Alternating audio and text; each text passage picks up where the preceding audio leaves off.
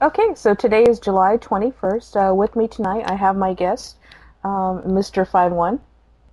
Oh And, yeah, yes, hello. This is uh, going swimmingly. yeah. And I also have Mr. Tittles, Hello.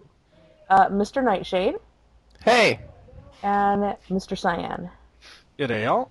All right, and of course, I'm your hostess, Miss Kame. And today I have Mr. 51 and Mr. Tittles with me specifically because we're going to be talking about their Final Fantasy fan site, Caves of Narshe. And it's very interesting to look at the history over the years of of the video game that's gone through the ages and its different incarnations, and also the fan base that's been attached to it over the years. But first, I want to start with Mr. 51. We're going to talk a little bit about the history of your site, Caves of Narshe. Now, how exactly did this start or come about? Debilitating boredom, as it turns out. Um, yeah, it's funny. Yes, I know. The thing came about. I was actually trying to pick up a little bit of HTML as I would just graduated high school, and I was in training for my first year of soccer in college, and that really didn't leave me a whole lot of time to go out, have a job, do much of anything. So when I was sitting at home on my 33.6 dial-up, I just kind of tooled around with HTML and got bored, looked for a project, and I decided to just make a site around my favorite game from the time, which was Final Fantasy VI. Back then, we obviously knew it as Final Fantasy III. Uh-huh. I think one of my guests here really likes Final Fantasy VI. What have you, Mr. Cyan? Well, I figure I'm qualified to talk on the subject as I'm actually from the game, so. Yeah, he likes that game. I just had to bring that up. Always So, good for a laugh. right. Well, of course, we now know that your website, Caves of Narshe, is a Final Fantasy website. It didn't always have its own domain name. Where was its first incarnation? No, why must you do this? It was hosted on AOL, in fact, Oh, good God. and chunks of it remained there, in fact, until Halloween of last year when they finally shut down all of their hosting. Wow. I should The joys of sorry. AO hell, eh? Chunks of it remained there simply because I had no desire to install AOL and remove them. The site itself had no connection to AOL after about the year 2000 or so. sorry, I had to get the holy water when I heard AOL. Hey, you try growing up out in the middle of the country and you see what internet options you've got. True. Oh, yeah. True. Yes, that's very Actually, interesting. my parents who live in the same place as when I did growing up actually still use AOL, I'm ashamed to say. Wow. Hey, at least you got to start with 33.6. I remember when we weren't even at 1 yet. I was at 9600 baud, but then again, I'm just dating myself. Yeah, say, are you in your mid-70s? Actually, I think Mr. Cyan here is probably the second youngest of the bunch of all of us, I have to say. I think he's the second youngest out of all of us. Me being the first. Yes, you being the first, Mr. Yeah. Nightshade. But, so we know it didn't stay in that purgatory known as AOL for forever. So what happened after that? Well, you're going to have to bear with me just for a second because I'm going to have to open up the actual con history file on the website because it's been written so long ago that I don't remember myself Well, anymore. it's your own damn website. Yes, and it's been around longer than half the people listening to this have been alive. Um, am I right? Is that right? Comment. Yeah. What? Okay. Yeah. Okay. No. Quite probably, I would say. Yeah. Well, I've made that yeah. joke for years now. Eventually, it's going to be correct. Mm-hmm. I think we went So- on to straight onto the domain name that we've got now after AOL, didn't we? Except with just kind of a terrible host. I think that's correct. Yeah, I think we did jump straight from that. That would have been my senior year of university, so that would be correct. Was this And when that it was with OP Gaming? No, that's actually before that. Okay. We spent a little time grubbing for free hosts because I was a uni student and had no money, and Oh, we yeah. got what we paid for.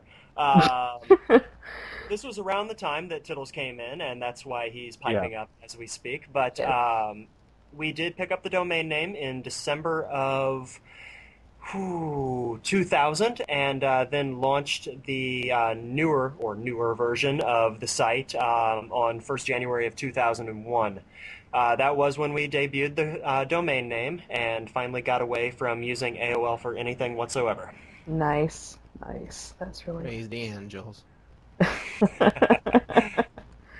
And then after that, you moved to OP Gaming, because that's when I remember.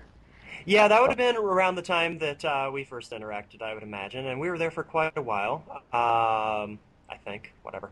But yeah, the free hosting just did absolutely nothing for us, and it was garbage. And then they started sticking ads on our site that we had no authorization to let them do, and they did it anyway, et cetera, et cetera. And eventually, we just couldn't deal with it anymore.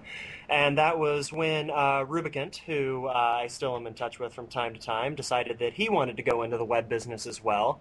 Had a little bit of extra spending cash, bought himself a domain, bought himself some hosting, and was kind enough to let us piggyback off of it for a while. Nice. Were the two of you the only super admin of that website from the beginning?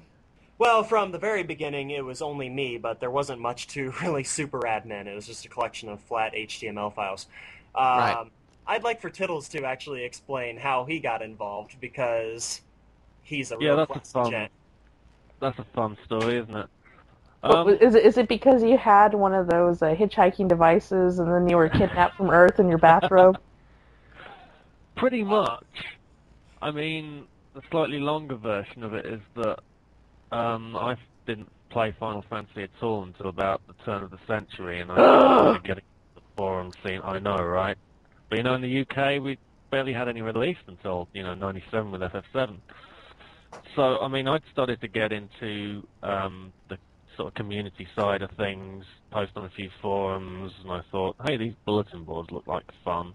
So I started working with my fledgling programming skills to start hacking around with them, adding features, and so I saw that at one point that for this new version of the site that came out in 2001, Josh wanted to get a better bulletin board, and I piped in and said, hey, I can do that for you.